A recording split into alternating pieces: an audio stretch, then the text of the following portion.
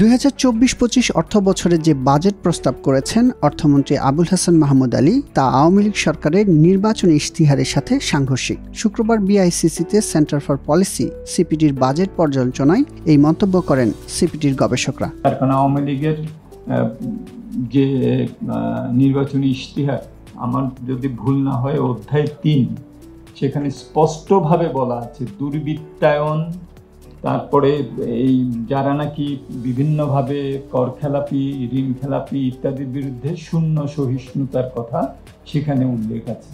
সুতরাং এখন যেটা আর কি দেয়া হচ্ছে এটা অবশ্যই সাংঘর্ষিক। প্রায় 1.5 ঘন্টার পর্যালোচনায় সিপিডির নির্বাহী পরিচালক ফাহমিদা খাতুন বলেন, বাজেটে বিভিন্ন লক্ষ্যমাত্রা নির্ধারণ করা হয়েছে তা বাস্তবতা বিবর্জিত, বিশেষ করে মূল্যস্ফীতি ও বৈদেশিক রিজার্ভের ক্ষেত্রে। ম্যাক্রো ইকোনমিক যে ফ্রেমওয়ার্ক যেটা, সেখানে বিভিন্ন অর্থনীতির যে মূল কিছু সূচকগুলো, চলকগুলো, সেটা আগামী অর্থ বছরে কীরকমভাবে দেখা হয়েছে। সেখানে যদি আমরা দেখি সেখানে প্রায় প্রতিটি চলকের ক্ষেত্রে কিন্তু এমন প্রক্ষেপণ করা হয়েছে 2025 সালের জন্য যে সেগুলো বাস্তবতার সাথে সেগুলোর কোনো সাযুজ্য নেই। মূল্যস্ফীতির হার 6.5% কিন্তু প্রাক্কলন করা হয়েছে। 2024-এও শুরুতে 6% করা হয়েছিল, সেটাকে বাড়িয়ে 8% বাড়ানো হয়েছে। কিন্তু আমরা জানি যে গত 2 বছর থেকে মূল্যস্ফীতি 9%-এর উপরে। এই গত মাসেও 9.8% ছিল এবং 10% ছুঁই করে প্রায় সময়।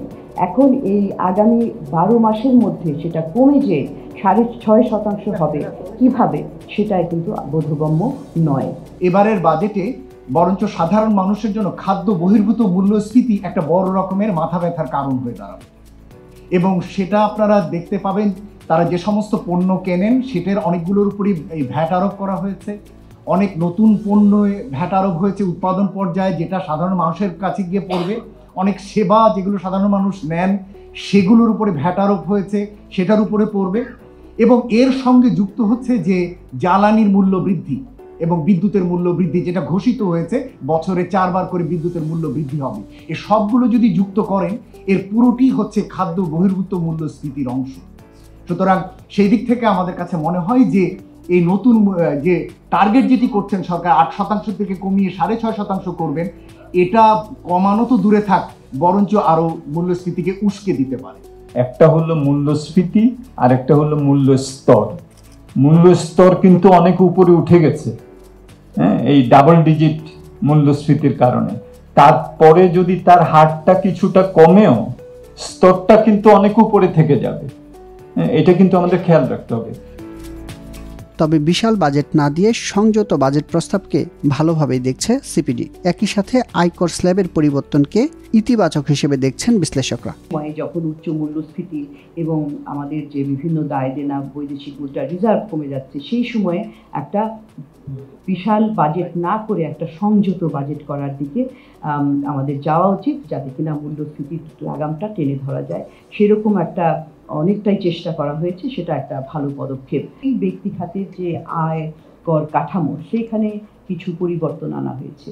করের যে স্ল্যাব এবং করের হার, এইটাকে একটা বিস্তার করা হয়েছে। এখানে একটা স্বস্তি দেওয়ার চেষ্টা করা হয়েছে যারা নিম্ন আয়ের এবং ফিক্সড ইনকাম গ্রুপের সদস্য।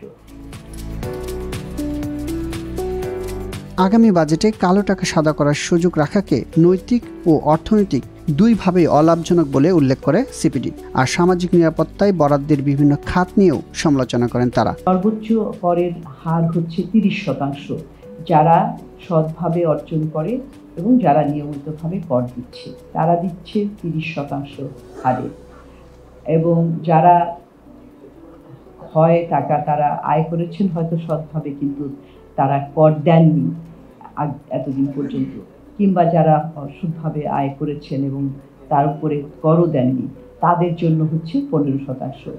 তো এইটা কোন ধরনের সামাজিক ন্যায্যতা, এটা একটা বিরাট প্রশ্ন। কারণ এই ধরনের সুযোগ যারা সৎ করদাতা তাদের প্রতি চরম একটা অন্যায়, এবং এটা নৈতিকভাবে অর্থনৈতিকভাবে কোনোভাবেই গ্রহণযোগ্য না। সামাজিক সুরক্ষা খাতে আমরা যদি অন্যান্য যেগুলো নাকি বাদ দেই, যদি আমরা সেখানে সঞ্চয়পত্রের উপরে সুদ থেকে শুরু করে এগ্রিকালচার সাবসিডি এগুলো যদি বাদ দেয় তাহলে কিন্তু প্রকৃত অর্থে এটা 1.3 এসে এটা দাঁড়িয়েছে।